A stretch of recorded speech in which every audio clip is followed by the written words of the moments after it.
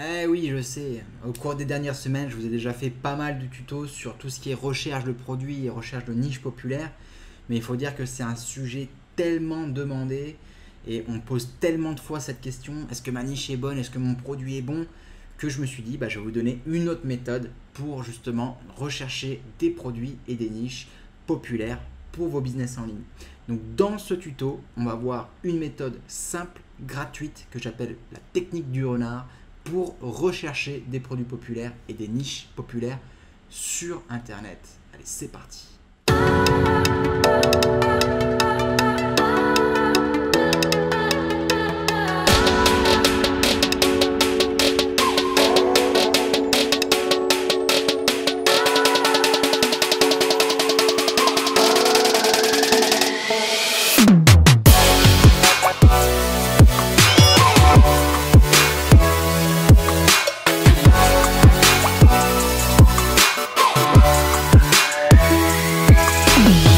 Si tu es nouveau sur cette chaîne, n'hésite pas à t'abonner dès maintenant pour ne louper aucune de mes nouvelles vidéos.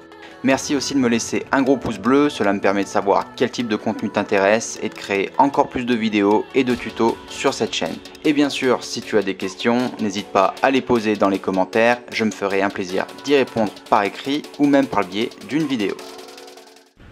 Nous voici donc sur mon écran. Encore une fois, c'est une boutique test, ok, donc n'essayez pas d'aller regarder ma boutique ou de me copier parce que ça servira à rien. C'est une boutique fantôme qui n'est même pas en ligne. Donc qu'est-ce qu'on va faire pour cette fameuse méthode? On va tout simplement se diriger dans l'App Store de Shopify et puis je vais ouvrir l'Application Store. Et qu'est-ce que je vais faire? Je vais regarder les applications qui sont coûteuses et je vais rechercher justement les boutiques qui ont laissé des avis clients sur ces applications coûteuses.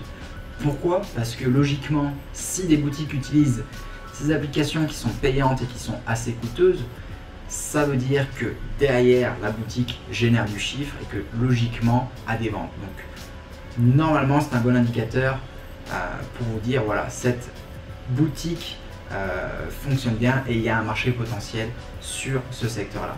Donc on va regarder en général tout ce qui est application d'upsell parce que les upsells en général on installe ça lorsqu'on commence à avoir pas mal de ventes. Ok, donc on va regarder pour les upsells qui sont les plus chers. On va en ouvrir quelques-unes. Voilà, on va en ouvrir 3, ça ira bien. On va ouvrir aussi une application qui est assez chère qui s'appelle Zipify. Voilà, Zipify Page. Ok. On va aussi ouvrir donc tout ce qui est application pour le fulfillment, donc le traitement des commandes, parce que pareil, si vous avez beaucoup de commandes, logiquement vous utilisez ce genre d'application pour traiter vos commandes en masse. Alors où elle est cette application? Moi je l'utilise pour ma boutique justement pour Order Export Pro, il me semble qu'elle s'appelle. Voilà, Export Order Pro. Ok, donc c'est cette fameuse application. Bon, du coup j'ai fermé Zipify, je vais réouvrir rapidement. Ok, voilà. Tac. Et puis il y a aussi tout ce qui est avis client. On peut mettre reviews. Voilà, donc là aussi logiquement les boîtes qui vont utiliser des applications de revue client qui sont payantes, logiquement voilà, pareil derrière elles ont du chiffre. Donc on peut ouvrir par exemple Looks, on peut regarder aussi Product Review, pourquoi pas, puis bon, il y en a tout un tas d'autres, donc après je vous laisse explorer. Et puis qu'est-ce que je vais faire une fois que je suis là-dessus? Je vais regarder tout simplement les avis clients des boutiques et vous voyez que souvent en fait, voilà, Heroism Apparel, Shade Bang, vous voyez qu'en plus c'est des avis clients qui sont postés récemment. Donc c'est super parce qu'on sait que ces sites-là sont récents et qui fonctionnent toujours. Et puis je vais ouvrir comme ça, voilà, un peu toutes les boutiques qu'il y a ici, des personnes qui ont laissé des avis clients. Donc maintenant vous allez réfléchir à 2 fois avant de laisser des avis clients sur les applications. Donc voilà, là vous voyez, bon, c'est tout ce qui est vêtements, un peu Playboy, etc. Pretend Demand, je pense. Bon, ça, à la limite, ça m'intéresse pas. Là, tout ce qui est site de tendance, donc là, par exemple, ça peut être aussi un bon exemple pour tout ce qui est boutique généraliste, savoir un petit peu quels sont les produits qui se vendent, etc. Donc vous allez pouvoir faire pas mal de recherches là-dessus. Donc voilà, ça va vous donner des pistes. Là, Raw Chemicals, qu'est-ce que c'est que ça? Tiens, oui, donc des produits chimiques, il a dit, ça si on l'aurait cru. Comme quoi il y a vraiment tout qui se fait sur Shopify. Mais bon, voilà, donc ça c'est des produits chimiques. Alors je sais pas ce que ça fait. Une niche assez particulière, mais vous voyez comme quoi on trouve des moutons à 5 pattes aussi parfois. Des moutons à 4 pattes, en particulier. Là, bon, c'est de quoi? C'est du site. Ok, j'aurais presque dit du site monoproduit quand on arrive là-dessus là. D'accord, bon, c'est du print on demand aussi, donc ça à la limite pas intéressant. Là c'est pour tout ce qui est Keep de Guisset. Donc voilà, ouais, ça c'est un bon exemple. Vous voyez, le mec là, il a créé une boutique dans une niche généraliste, donc tout ce qui est voilà chiens, animaux de compagnie. Sauf qu'au lieu de se dire je vais faire une boutique où j'essaye de vendre tout et n'importe quoi, je vais me concentrer d'abord sur tout ce qui est sécurité pour les chiens. Donc probablement, ce que cette personne a fait, c'est qu'au départ, elle a vendu des produits pour la sécurité des chiens. Donc comme vous voyez, c'est fameux colliers et laisses à LED, etc. Et puis au fur et à mesure qu'elle s'est fait un nom sur le marché, après elle commence à élargir sa gamme de produits. Et puis voilà, à faire un site, à transformer son site spécialisé sur tout ce qui est safety, en sécurité du chien, en site généraliste sur tout ce qui est accessoires pour animaux de compagnie. Donc ça c'est un bon exemple de comment parfois un site spécialisé dans une niche peut devenir un site généraliste. Ok, donc voilà quelques exemples ici. On va regarder voilà d'autres applications. Je vous laisserai après faire l'exercice de votre côté. On va en ouvrir un petit peu sur toutes les différentes pages. Vous voyez, 14 heures ago, donc récent. Là pareil, exporteur d'or pro, donc tout ce qui est application de fulfillment. Là, moi je le sais, j'utilise ces applications. Donc les mecs qui utilisent ces applications-là, les business qui utilisent ces applications-là, déjà c'est payant, ok, il n'y a pas d'offre gratuite. Et puis c'est en général, si vous avez besoin d'exporter vos commandes sur un classeur Excel, ça veut dire que derrière vous allez les envoyer à un fournisseur, donc ça veut dire que vous avez beaucoup de volume. Donc ça, on sait typiquement que là, les boutiques qui ont laissé les avis clients sont des boutiques qui tournent à mort. C'est quasiment garanti. Donc je vais regarder là par exemple, lui, il est fantastique, ça marche pas encore, donc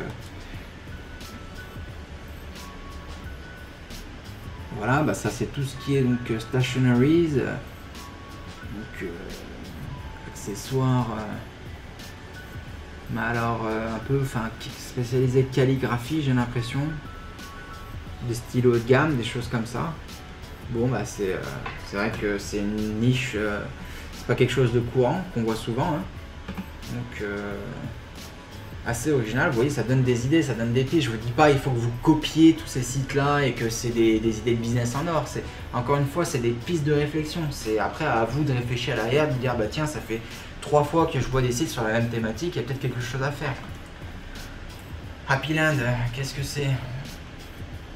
Site allemand, boutique généraliste. Donc là pareil, ça va vous permettre de regarder un petit peu quels sont les produits qui se vendent bien sur cette boutique.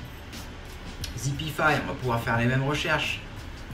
Ok, donc ça, quels sont les sites qui utilisent des pages de vente pour mettre en avant tel ou tel produit. Donc s'ils utilisent des pages de vente, des tunnels de vente pour vendre un produit, ça veut dire que ce produit-là cartonne. Donc il suffit de trouver après leur page de vente et puis vous aurez trouvé leur winner. Donc voilà, vous voyez là aussi pas mal, une boutique généraliste avec pas mal d'accessoires, ça peut donner des idées.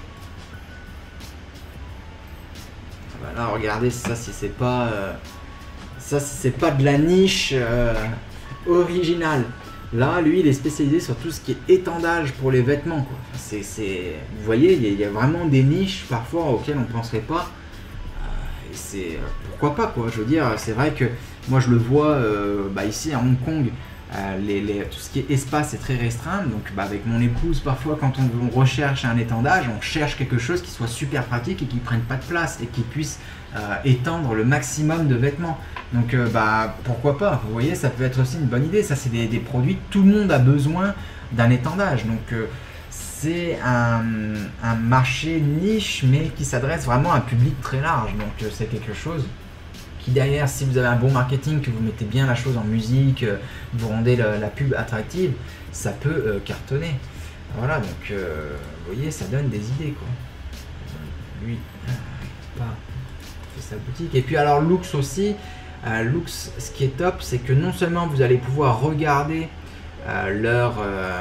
les boutiques qui utilisent Lux, mais vous allez pouvoir aussi aller sur le site de Lux. Alors je sais pas si c'est toujours le cas, mais à l'époque, Lux, en fait, sur leur site internet, ils avaient justement un espèce de flux qui regroupait tous les avis clients de leur boutique, enfin des boutiques qui utilisaient donc leur service. Je n'arrive pas à trouver leur site, je vais faire comme ça, lux.com peut-être. Lux. Voilà, Lux App. Et puis à l'époque, en épluchant leur fil de produits qui étaient revus par les clients, on arrivait à voir quels étaient, on avait ça permettait, c'était une base de données immense de produits qui se vendaient, parce que c'est des produits qui sont revus par les clients. Donc on a à disposition une base de données immense de produits qui se vendent. Donc là, ça n'a plus l'air d'être le cas, et apparemment ils ont fait sauter ce feed, et peut-être qu'il y a plusieurs de leurs clients qui en sont pleins. Ça m'étonnerait pas quelque part. Bon, c'est pas dispo, mais vous voyez que déjà en regardant là sur tout ce qui est tout ce qui est voilà les avis clients ici, vous voyez, c'est des avis qui sont hyper récents. Donc les mecs qui utilisent cette application là, qui laissent un avis client, ça veut dire qu'ils ont utilisé l'application déjà depuis un petit moment. Donc forcément, c'est révélateur de quelque chose. Ça vous dit que derrière il y a du business.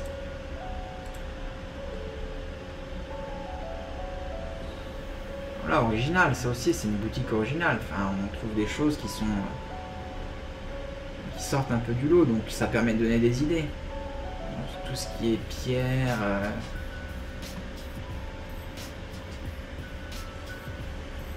En plus, j'ai l'impression que c'est le même modèle à chaque fois, donc ça c'est ça va pas du dropshipping. Donc tu vois, s'il y a quelqu'un qui se lance dans un business comme ça, c'est peut-être que derrière aussi il y a un potentiel.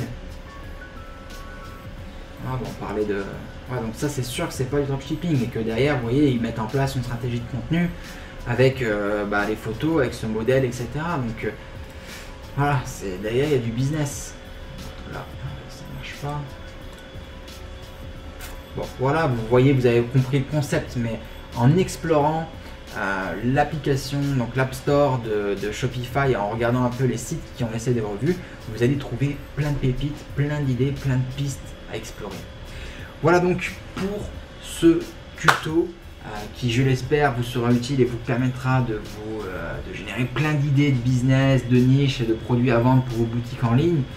Encore une fois, vous voyez qu'il existe énormément de méthodes pour trouver des produits populaires et des niches populaires. Les informations souvent sont sous vos yeux. Il suffit juste de creuser un petit peu et puis de sortir un petit peu de la masse et de ne pas utiliser forcément les mêmes outils ou les mêmes sites que tout le monde pour justement trouver des idées un peu différentes.